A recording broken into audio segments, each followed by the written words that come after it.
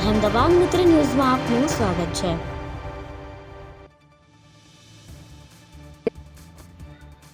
બનાસકાંઠા જિલ્લાના Bhabhar Suigam national highway પર બપોર બાદ એક ઘટના સામે આવી।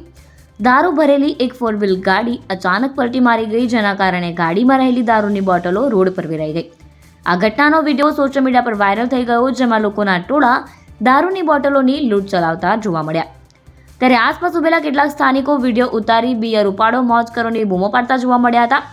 બનાસકાંઠા જિલ્લો રાજસ્થાન સાથે આંતરરાજ્ય સરહદ ધરાવે છે, જ્યાંથી બુટલેગરો અવારનવાર દારૂની હેરાફેરી કરવાનો પ્રયાસ કરતા હોય છે।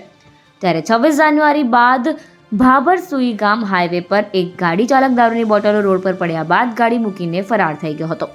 ઘટનાની જાણ થતાં ભાભર પોલીસ તાત્કાલિક ઘટના સ્થળે પહોંચી હતી।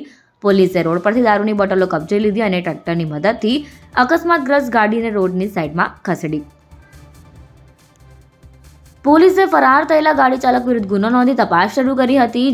ઉલ્લેખનીય છે કે દાતાના ધારાસભ્ય કાંતિભાઈ ખરાડીએ થોડા દિવસ પહેલા જિલ્લા કલેક્ટરને આવેદનપત્ર પાઠવી દારૂ બંધ કરાવવા રજૂઆત કરી હતી। મોટી સંખ્યામાં અમીરગઢ દાતા સહિતના લોકો કલેક્ટર કચેરીએ પહોંચ્યા હતા।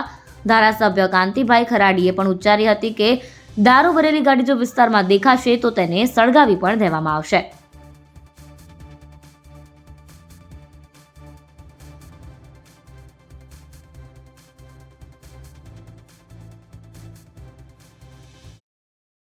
અહેમદાબાદ મિત્ર ન્યૂઝની યુટ્યુબ ચેનલને સબસ્ક્રાઇબ કરો અને બેલ આઇકોન જરૂરથી દબાવો, જેથી દરેક મહત્વના વિડીયોની નોટિફિકેશન તમને મળતી રહે।